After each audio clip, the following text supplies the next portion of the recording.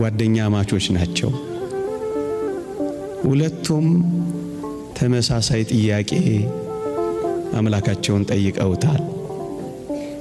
እግዚአብሔር ግን እንዲህ አደረገ፣ ለአንደኛው የጠየቀውን ሰጠው፣ ለአንደኛው ደግሞ የጠየቀውን ከለከለው። እና የተከለከለው ክርስቲያናዊ ሰው እግዚአብሔርን ጠየቀው፣ ጌታ ሆይ የጠየቅንህ ተመሳሳይ ጥያቄ ነው፣ አቋማችንም አንድ ነው። ግን ለወንድሜ ሰጠኸው፣ ለኔ ደግሞ ከለከልከኝ። ይህ የሆነው ለምንድነው ብሎ ጠየቀው። እናም አባታችን እግዚአብሔር መልስ ሰጠው። ምን የሚል መልስ? ልጄ ሆይ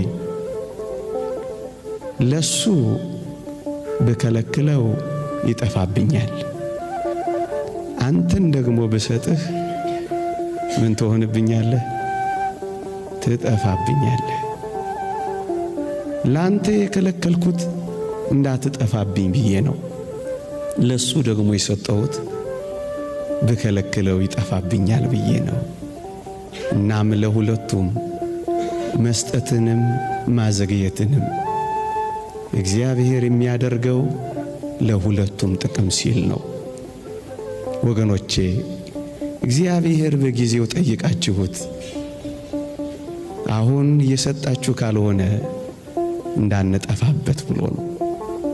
ወገኖቼ እግዚአብሔር ከፊቱ ከምንጠፋ ፊቱን ከምናጣ ምንም ነገር ባይሰጠን ስለሚሻል ለዛ ነው የምንጠብቀው። ወገኖቼ እኛ የምንጠቅመውና እኛ የምንጠቀመው መቼ እንደሆነ የሚያውቀው አምላካችንና አባታችን እሱ ብቻ ስለሆነ ነው። መቼ ቢሰጠን እንደምንጠቀምበት፣ መቼ ቢያደርገው እንደሚጠቅመን የሚያውቀው አንተ አባታችን ነህና ጌታ ሆይ አናጣድፍህም፣ አላጣድፍህም፣ በትዕግስት እጠብቅሃለሁ እንጂ ለምን ታጣድፈዋለህ? የሚጠቅምህና የምትጠቅመው መቼ እንደሆነ ስለሚያውቅ በትዕግስት ዝም ብለህ ጠብቀው። ማመን ማለት መጠበቅም ጭምር ነው። መጣደፍ አይደለም መጠበቅ። እየሞትኩ የታለ እሱ ብላችሁ የምትጉረመረሙ ትኖሩ ይሆን? አሁንና ለምን ትሉታላችሁ? ለምን ካላንደር ታወጡለታላችሁ? ለምን ስኬጁል ታነጥፉለታላችሁ? ለምን ታጣድፉታላችሁ?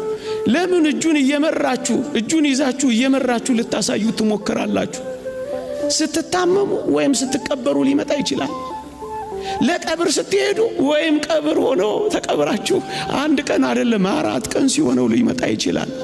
መቼ እንደምትመጣ የምታውቀው አንተ ነህና በእኔ ካላንደር አላጣድፍህም በሉት፣ እጠብቅሃለሁ በሉት፣ አልወተውትህም እታገሳለሁ በሉት። ወጣቶች መቼ እንደሚያድናችሁ መቼ እንደሚመልስላችሁ እናንተ አታውቁ። የዝምታውን ቀናት እንደ ችልታ ቀናት ቆጥራችሁ ጀርባ አትስጡት። ጠንቋይ ቤት አትሂዱበት፣ ኮከብ አትቁጠሩበት፣ ሞራ አትግለጡበት፣ ሌላ አዳራሽ አትሂዱበት። እግዚአብሔርን በዝምታ ጠብቁት።